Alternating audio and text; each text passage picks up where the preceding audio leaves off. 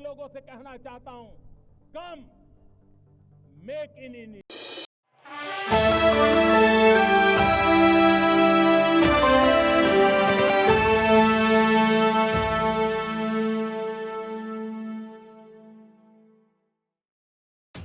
बंगाल विधानसभा से दुष्कर्म विरोधी विधेयक पास हो गया है। इस दौरान सीएम ममता बनर्जी ने विधेयक को ऐतिहासिक बताया और कहा कि राज्य में विशेष अपराजिता टास्क फोर्स का गठन किया जाएगा, जिससे महिलाओं के खिलाफ अपराधों की जांच में तेजी आएगी। विपक्षी पार्टी भाजपा ने भी इस विधेयक पर सरकार का समर्थन किया, लेकिन कहा कि वो चाहते हैं कि जल्द से जल्द विधेयक को कानून बनाकर लागू किया जाए। भाजपा नेता शुभेंदु अधिकारी ने कहा कि हम बस नतीजे चाहते हैं। अपराजिता महिला एवं बाल विधेयक यानी कि पश्चिम बंगाल आपराधिक कानून एवं संशोधन विधेयक 2024 पर विधानसभा में चर्चा के दौरान मुख्यमंत्री ममता बनर्जी ने कहा कि दुष्कर्म पीड़िता उसके परिवार के प्रति मैं अपनी संवेदना प्रकट करती हूँ। यह ऐतिहासिक विधेयक है। विधेयक का उद्देश्य त्वरित जांच, त्वरित न्याय और दोषियों को कड़ी सजा देना है।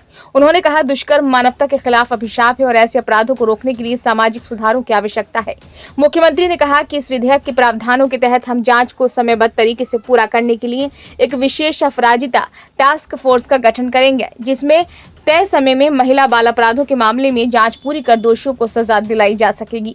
बंगाल के मुख्यमंत्री ने कहा कि इस विधेयक के माध्यम से उनकी सरकार ने पीड़ितों और उनके परिजनों को न्याय दिलाने के लिए केंद्रीय कानूनों में मौजूद खामियों को दूर करने की कोशिश की है। साथ ही ममता बनर्जी ने प्रधानमंत्री नरेंद्र मोदी, केंद्रीय गृह मंत्री अमित शाह और उन सभी राज्यों के मुख्यमंत्रियों के इस्तीफे की मांग की जो महिलाओं की सुरक्षा के लिए प्रभावी कानून लागू करने में सक्षम नहीं है। मुख्यमंत्री ने अपराजिता महिला बाल विधेयक को ऐतिहासिक बताते हुए अन्य राज्यों के लिए भी इस विधेयक को आदर्श बताया। विधेयक पर चर्चा के दौरान भाजपा विधायकों ने सीएम ममता बनर्जी से इस्तीफे की मांग की। इस पर नाराजगी जाहिर करते हुए सीएम ने कहा कि क्या होगा अगर मैं उन्हीं कारणों से प्रधानमंत्री और गृह मंत्री के खिलाफ नारे लगाऊं जिन कारणों से आप मेरे खिलाफ नारे लगा रहे हैं।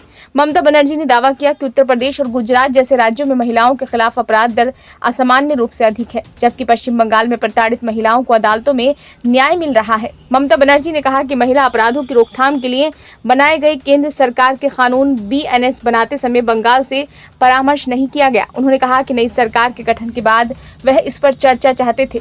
उन्होंने विपक्ष से कहा कि वे राज्यपाल से बिना देरी किए विधेयक पर हस्ताक्षर करने के लिए कहें।